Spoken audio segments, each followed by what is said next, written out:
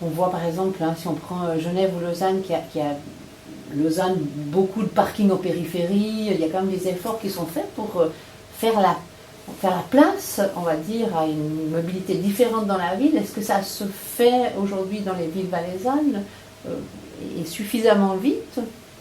Alors, prenons l'exemple de Lausanne, c'est aussi en termes d'action publique, de politique publique, quelque chose d'assez exemplaire. Lausanne s'est dit un jour, on a trop de trafic individuel motorisé au cœur de cette grande bourgade qu'est Lausanne.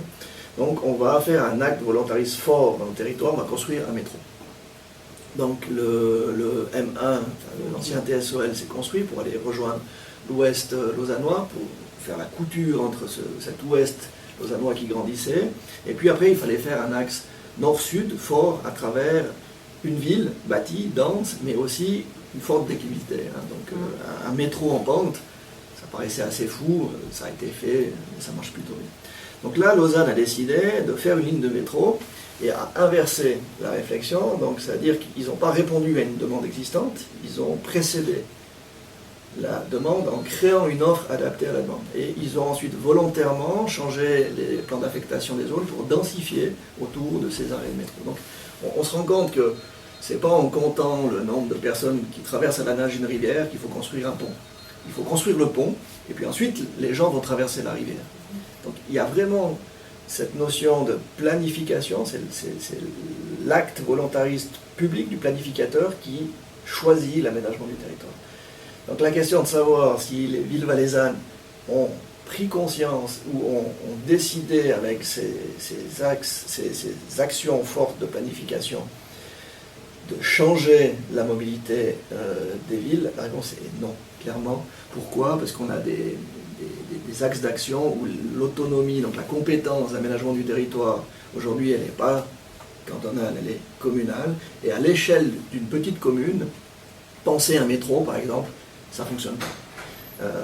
On le sait, nous on aimerait pouvoir imposer ou mettre en œuvre des réflexions qui dépassent les frontières communales. C'est le rôle des agglos, aussi des agglomérations, c'est le rôle de la collaboration entre les communes, mais dès qu'on a des intérêts de plusieurs communes, on a des intérêts parfois contradictoires qui penchent vers l'intérêt particulier plutôt que l'intérêt général, et ça devient difficile de planifier.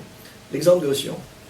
Aujourd'hui, on a une ville qui se densifie dans son cœur, qui gagne en qualité aussi au milieu de ce qui était intramuros des anciennes murailles, donc ça a très bien fonctionné. L'étape suivante, c'est d'aller chercher la ville du XIXe siècle, donc jusqu'à l'ouest, à la médiathèque Vallée, mais aussi jusqu'à la gare, puis ensuite passer l'autre côté de la gare, puis aller reconquérir le Rhône, c'est vraiment l'esprit. Et puis la question, elle est aussi en termes d'aménagement du territoire, d'aller chercher maintenant l'Est. Donc avec une densité qui se bâtit, Champsec, Vissiguen, où on a vraiment des choses qui se font. Pas toujours de la mixité des fonctions, donc on habite, on travaille et on a des achats et des loisirs, pas forcément au même endroit. Donc on génère du trafic. Alors qu'aujourd'hui, on devrait plutôt superposer les fonctions pour que les gens retrouvent une crèche, leur lieu de travail et leur lieu de domicile sur 15 minutes à pied ou en vélo. Voilà, c'est réflexion 15 minutes qu'il faut avoir. Dans le même temps, on va mettre des milliers de places de travail sur le site de l'hôpital. Prenons un exemple, site hospitalier. On va renforcer le site hospitalier, on va y mettre une partie de la HES, on va renforcer le site de la SOUVA à un endroit où on va générer du trafic, artificiellement, on le sait, qui est déjà saturé en termes de mobilité. Donc en termes d'aménagement du territoire, il faut être clair, c'est une hérésie. Donc il y a deux manières de faire. Soit on dit c'est une hérésie, et puis c'est déjà la gabegie, et ça le sera plus encore demain. Soit on répond par une offre de mobilité qui sera adaptée à la demande de mobilité. Construire une nouvelle bretelle d'autoroute, c'est pas la tendance, pour être très clair. En réponse à quelqu'un qui est obèse, par exemple, on ne lui dit pas desserrez votre ceinture d'un cran. On lui dit non, il faut moins manger. De la même manière, là, il faut moins de mobilité. Quand on a deux piste d'autoroute pleine, la réponse n'est pas faire une troisième piste d'autoroute. Parce que finalement, vous avez tous fait l'expérience d'un goulet d'étranglement ou d'une bouteille. Si vous élargissez la taille de la bouteille, le goulot reste toujours le même. Le problème, c'est l'entrée dans la ville, c'est le fonctionnement dans la ville, c'est pas l'autoroute.